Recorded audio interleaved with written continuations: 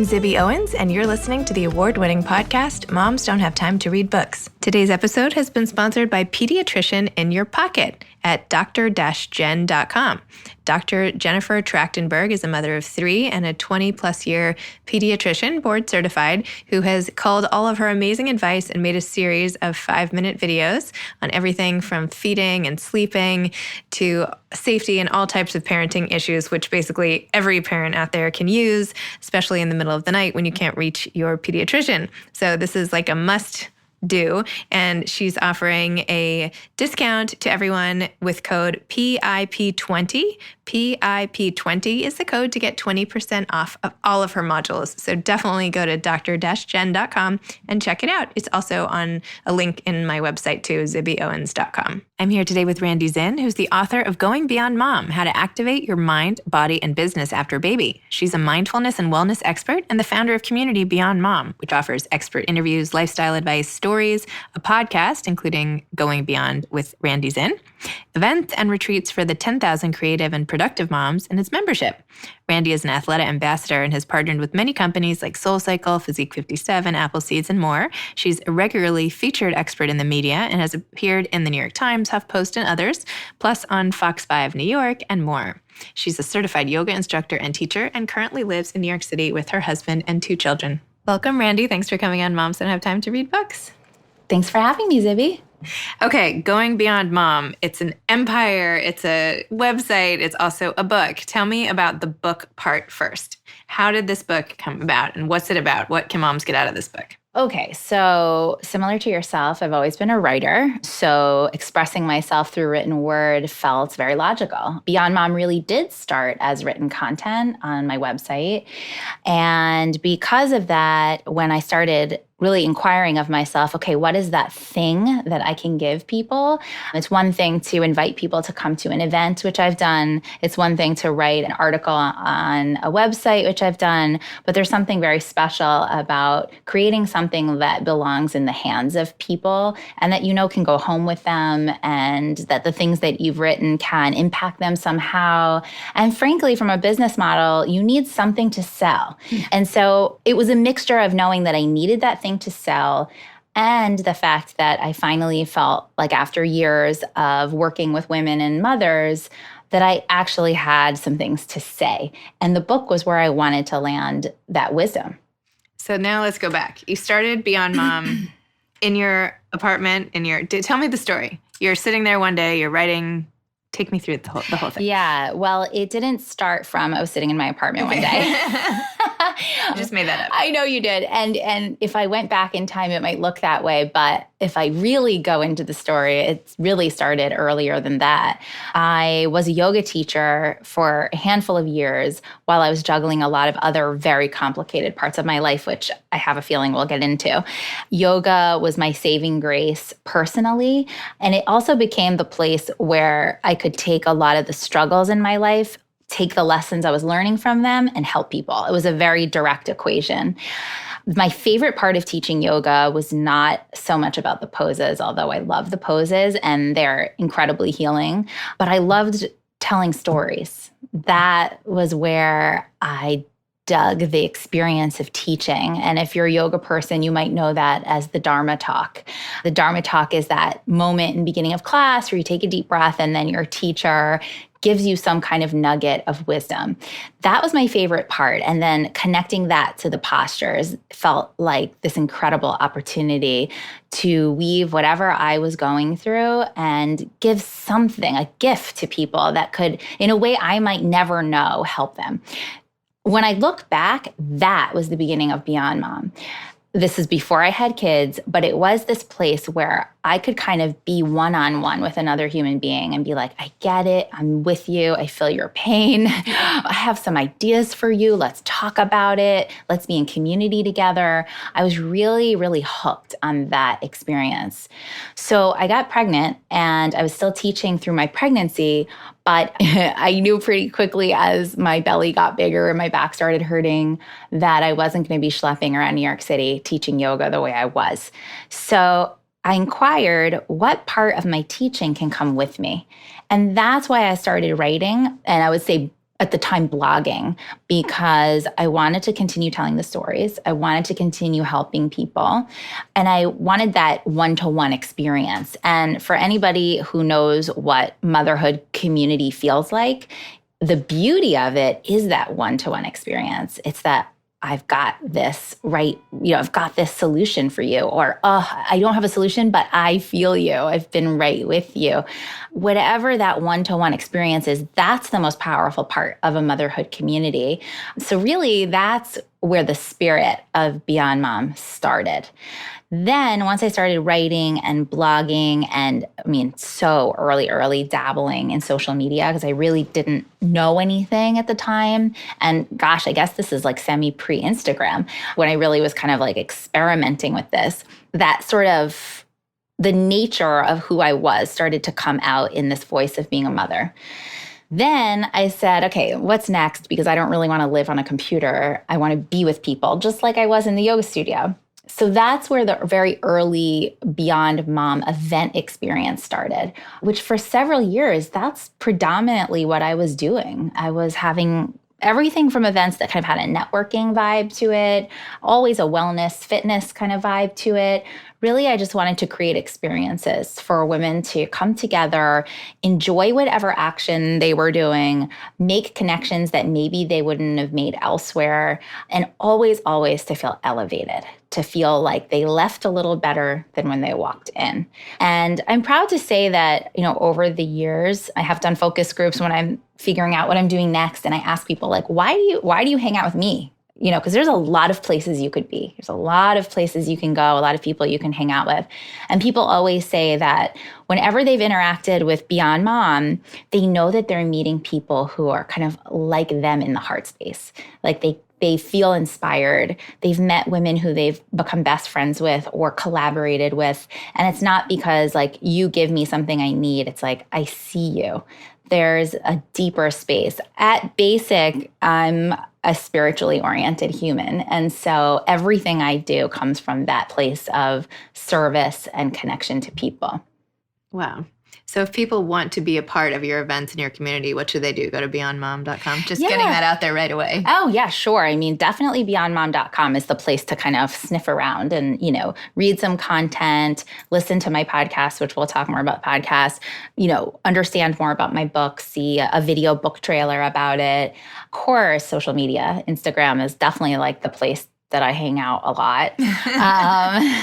And yeah, my book and my podcast are probably like the most concrete ways. Let's talk about the podcast. When did you decide to start the podcast? How did you decide on the format of it? Who did you want to talk to? How has it grown over the years? Yeah, well, the podcast, like so many of us who are entrepreneurial in their spirit, are moms, we come up with a format to express what we have to say in a way that works in our life, hopefully.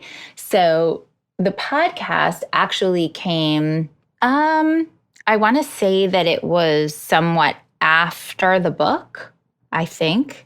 Yeah, I want to say that it was. Say it. Just say it. I think it was. I mean, like time mixes up. No one knows except you. Time mixes up in my head. So yeah, so the book happened and the podcast idea came because my daughter was born. So this is now almost 4 years ago. And I was in that familiar place that many of us understand, which is, okay, I'm going to be home a lot more now, but I don't want to lose the spirit of what I'm doing. I had been really heavy into events for probably 2 years before that. I was out a lot. That's why I know a lot of the people I know. I was just out there meeting people. So that was coming to a shift. And I thought, how can I be here with this baby, with her on my boob? And how can I continue to talk about what I want to talk about? And how can I continue to, quote, network? I'm doing quotes, network, but not be out there. Mm-hmm. And it seemed like a podcast was a really smart way to do that.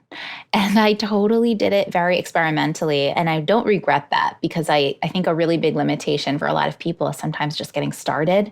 People think it needs to all be just totally perfect and developed and produced to do it at all.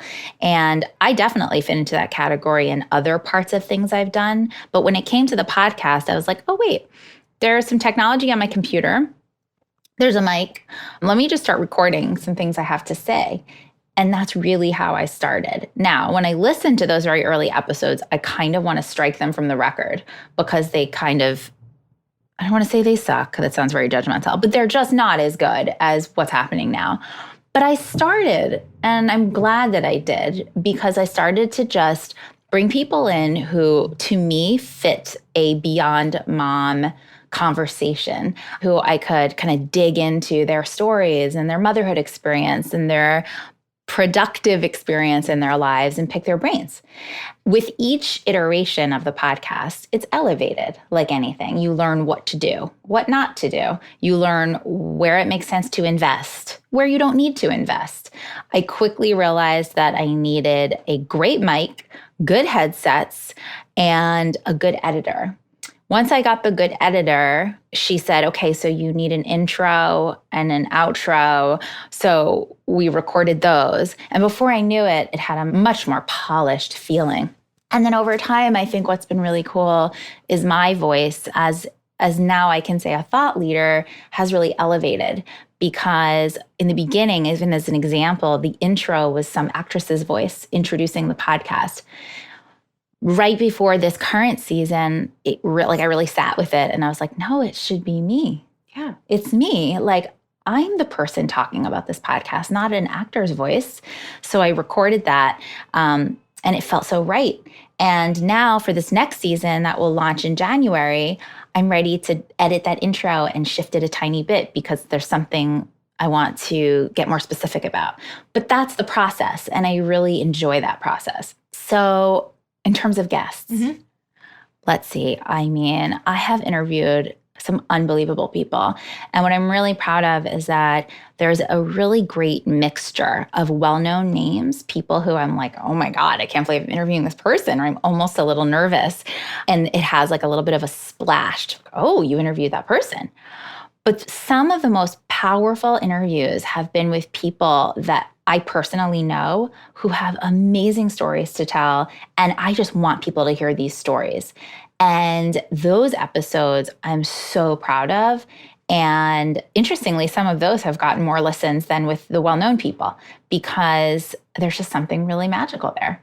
So I always want to keep that balance between like the well-knowns and the people who maybe don't have a famous name but are so wise. So, and the other thing that's interesting in the evolution of the podcast, this brand very much did start in the voice of motherhood, Beyond Mom. It still is there in a lot of ways, but I always felt a calling to speak to women in general. I wasn't sure what part of my brand would head in that direction, but it's definitely become the podcast. So that's why the name of the podcast is called Going Beyond, not Going Beyond Mom, because I'm interviewing women who are not mothers. I'm having conversations that are not just about motherhood, although some are.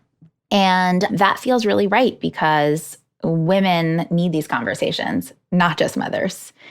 So the podcast has just been a fantastic journey, and now bringing live events into it and live podcast recordings, it's really becoming an exciting space to play. That's awesome. I couldn't agree with you more. And I feel the same with what you were saying about more splashy guests versus non-splashy. That's why I love having like debut authors. And I feel the same way. I'm like, gosh, I hope people listen to this one because this one's a really good episode. And I hope people aren't just clicking based on the name of the author. Or do I know this author? Because I feel like some of the most intense conversations are with people whose books I might not have found otherwise and who have these amazing stories. So I totally agree 100%. Also, the other thing I've realized, no criticism to anybody, but as you know, as a podcaster, you need the people who you interview to also promote the episode. Like that's part of the deal. We're out there trying to get our voice heard, our podcast listened to. And when our guests share it, it just means the world because listeners who might not know about our podcast hear it. What I've noticed is that the well-knowns don't always share the episode. But the people who maybe are slightly lesser known names share so much. And then the listening happens. So give the underdogs a chance is the motto here. Yeah. So if we can go into more of your painful past, if that's okay. So you're and you write about this in the book. So yes, it's public. So I feel okay asking you. So your father died in a plane crash when you were 25.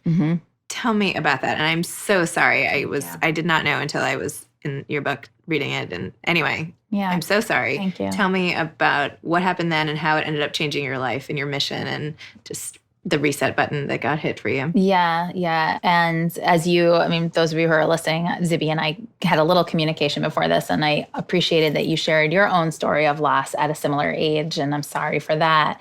And I think we both know that, it is the loss that does shift your life.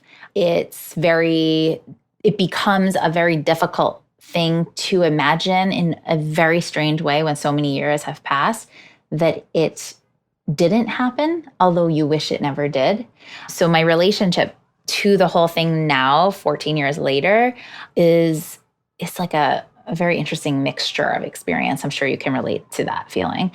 So the painful past. My dad was a visionary, and he was an entrepreneur and an environmentalist and a very, very successful business person who built everything he had from absolutely nothing. I was very proud of him. I was very close to him. I'm an only child. And I was also very, very sheltered. Now I know that, of course. I didn't know a lot about his life, his business life. I knew a lot about him as a person. It wasn't like I was trained to become his protege at all. So with all of that said, I moved to New York like many of us do. From where? I grew up in the Hudson Valley, so not too far. And my whole family is from New York City and Brooklyn originally. But I moved here, July 2001. It was just a few months before 9/11. And I started my first job at Condé Nast in magazines. I worked at Condé Nast. We Did have like you? the same, yes. We have the same life. Anyway, we'll go there. Yeah. Okay. By the way, Zibby's going to be on my podcast, everybody. So I'm telling my story. She'll tell her story. So I moved to New York. I was like, I'm going to do the magazine thing. I was a totally artsy, creative kid, partied. I was doing the thing, And I went to grad school because after 9/11, all the magazines were shutting down. The jobs were becoming limited. Of course, they paid nothing. It wasn't the greatest of times in that way.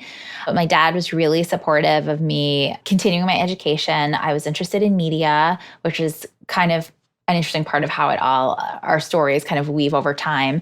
And I was just finishing graduate school. Graduate school in what? Sorry, I went to New School for media studies and film. Mm-hmm. And I had just graduated June 2005. And I was exploring what was next. It was like, okay, now it's time to get out there.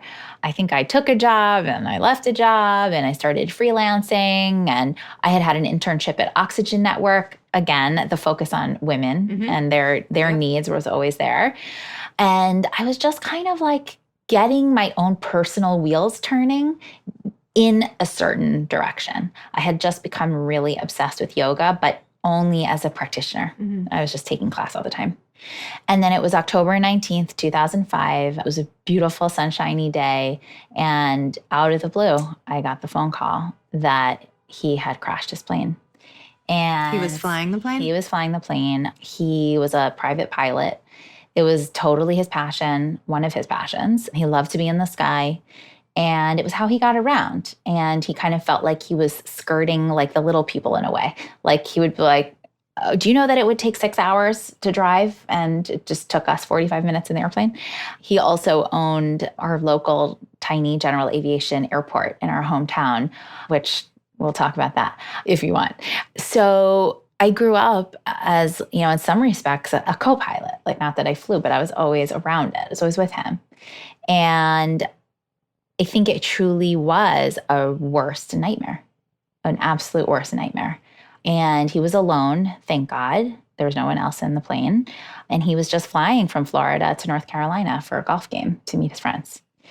It was a truly unfortunate set of circumstances where an air traffic controller basically steered him into a pop-up thunderstorm, which in Florida happens all the time.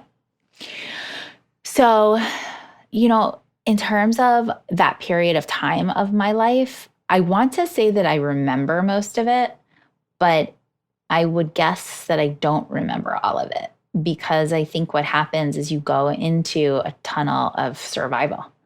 It's like having a limb cut off. It's like really the most visceral, physical experience. For me, it was a mixture of sitting with like my own loss, my own reality of like a whole life that I thought was going to obviously be a certain way and was now totally going on another path. It was the obvious loss of my dad. We were super, super close. And, I think the other thing that I think anyone who has lost, particularly a very close family member, can relate to is that every person plays a role in a family unit. And you remove one, and it's almost like a domino effect. All of these other family dynamics shift and change. So I can say that no other relationship was the same after that, even on a family level, friendships, everything. Business-wise, my dad's life was not prepared for him to leave it. He was not well organized, let's put it that way. And so it was a giant mess for years. And so this is how, when we talk about like what happens next, there was a period of several years that I kind of lived multiple lives all at the same time. There was the fact that my dad's life needed me. Again, I'm an only child. My parents had weirdly divorced the year before. So all of his world was mine. Oh my gosh. Yeah, it was really insane. I luckily at that time did have people that were very ingrained in his business life that were there to work with me and support me, but it was very painful. I'm only now just getting more verbal about these things. I think I was afraid to say a lot of things for a long time, but I'll just say it out loud. Whenever there is money or the perception of assets or money or wealth, and then you add in death or vulnerability or anything, the ugly and the evil comes out.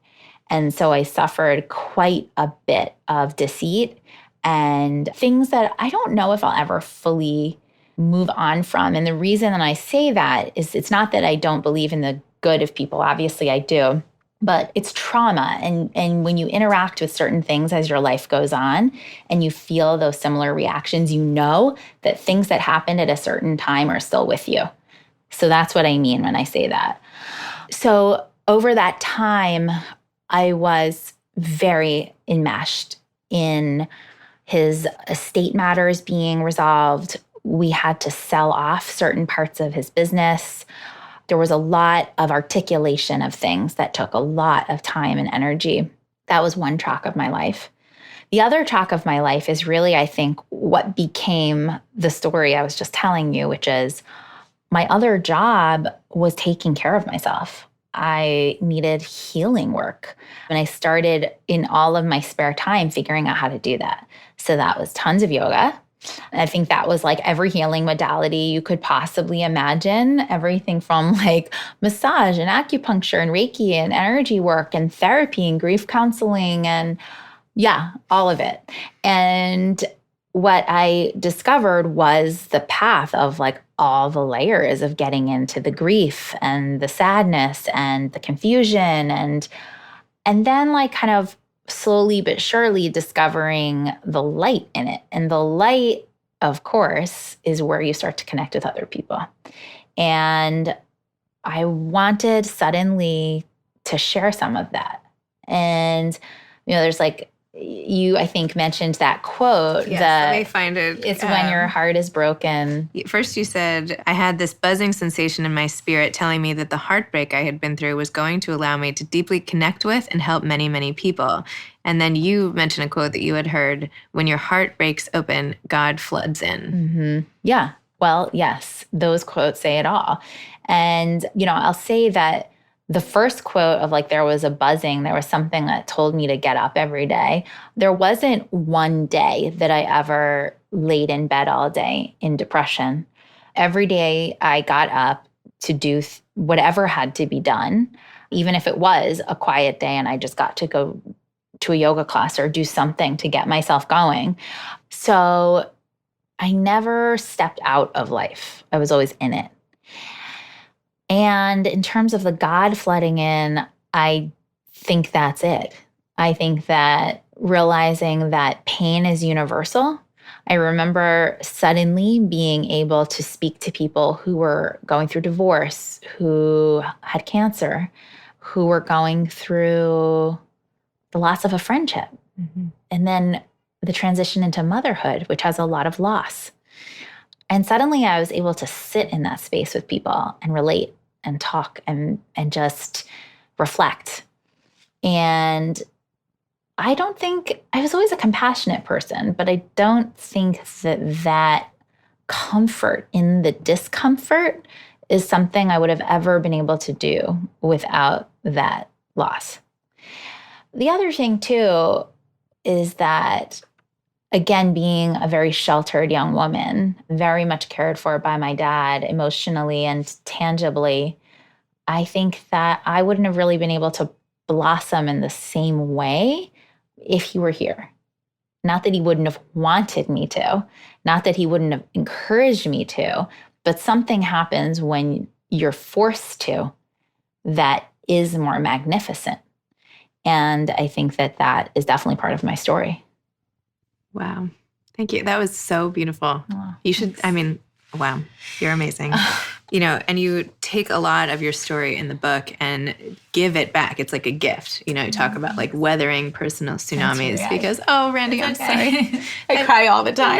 No, your stories, and it's just beautiful that you're sharing it with everybody. And I'm sorry it happened to you. And look how strong and amazing you are. Look at all the stuff you've created for all these people. It's amazing. Thank you. Oh, I'm very comfortable crying, by the way, for anyone listening. It's good. It's healthy. I cry all the time. Let it out. Oh, let's just cry it out. By the way, I'm so sad that during like in a younger place in my life when you were out there teaching yoga classes in the city and I was in the city like crying my own issues and wandering around that I never intersected with you, probably because I didn't really do yoga. But anyway, wish that I had because that would have I can see how you helped so many people during that time. It's just humanity, Yeah. Well, now I don't want to we're like almost out of time. I feel like I could sit here and, I say this often, but I really mean, I feel like I could sit here with you the rest of today and rehash our stories, but it's all good. Should we talk a little bit more about the book itself? Yeah. Because we talked about my story. I know. The story's in the book. It is in the book. The book is great. The book starts with a whole thing about the body, which I read on the elliptical machine. I felt very self-righteous in that moment. It goes into not just mom-dom, but also the business part and the entrepreneurial part of being a mom, which I loved as part of this book. And I think is a real differentiating factor from other books about being a mom, but it's all about harnessing that entrepreneurial spirit, what you want to do with your life, giving back. It's like a roadmap to the whole thing, interspersed with your own amazing stories and tips and quotes. And I don't know. I think it's great. Thank you. So that's the book, Going Beyond Mom, How to Activate Your Mind, Body, and Business After Baby. It starts from right away after birth, after childbirth. It talks about sex. It talks about really everything you'd ever want to know. And it's a guidebook, again, that I wish I had when I had just had my kids. But again, it's not just for moms in a way, because it's really how do you get through life? It's really what it is. How do you make sense of the world and get through life? And, Yeah. I think the other really strong principle that I want to impart upon people who read the book is that all parts of ourselves are interconnected. And what I think has really derailed many women in particular, and definitely mothers, is this idea that we're supposed to plow through our lives and our motherhood experience and put different pieces of who we are on the shelf for a period of time, whether that's our physical body, our spiritual self, our emotional well-being, and kind of focus on all of these external needs. Or let's call it one category of our needs, I have a business idea, so I'm going to go drive that idea. And what I felt really called to do with the book is to take the reader through a step-by-step process of defining these different layers of who we are. And it's very yogic in concept, which I think I talk about here in the book, but that if any layer of who we are, mind, body, spirit, is neglected, the whole picture is off kilter. And I think if we really slow down and ask ourselves the question, am I, and there's a difference between whole as in WHOLE, and perfect. And I'm not talking about perfection. I'm talking about wholeness. And wholeness means that in a given period of our lives, we're somehow paying attention to all that we are. Not every second, not every day, not even every week, but that I'm understanding what the needs of my body is. I'm understanding what the needs of my spirit is. I'm working with it. That leads to a sense of wholeness because nothing is being out and out neglected. And so the book's real purpose is to bring you back into a sense of wholeness and that all of you has attention to some degree because you are a whole person. And for any woman that thinks that you can be a present mother and you can be a productive person in whatever endeavor you're putting out into the world and not give attention to the very basics of what makes you a human being, well, it's just not real. It's just not true. So yeah, this book felt very much like a gift because I felt back to my painful story. That story taught me that truth, as loss does. So also the other thing I want to say is that this book is not for people who just had a baby. The after baby part was an addition by my publisher. Like they felt really strongly that it should say that after baby, just to be very clear on who it was targeting specifically. But actually, this book is for any woman and definitely a mother of any phase. Because motherhood is, as I always say, postpartum is forever. It's true. You're always journeying motherhood. Could be the next book. Postpartum is forever. That's a good title. Okay.